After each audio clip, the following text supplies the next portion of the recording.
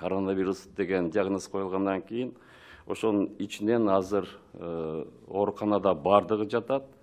Ошонун ичине 3-өө оор акыбалда реанимация бөлүмдөрүндө, 2 Өзгөн районунда, 1 Сузак районунда.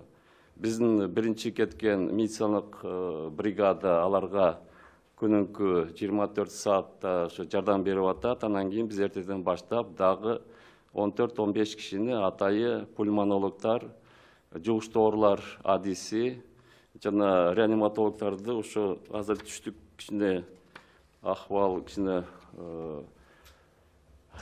өзгөчө болуп атат. Ошон үчүн ошол жака жөнөтөлдү деп атабыз. Адистер даяр. Мен айтып кетсем, суроолор пайда болуп атат. Биздин адистер кандай даярдык барбы, жокпу деп туруп. Даярдык 100% бар. Мен расмий түрдө бул жерде жооп берем ошол маселени. Айтып кеткендей, 42 пульмонологубуз бар. Жугуштуу оорулар боюнча 267 адис бар.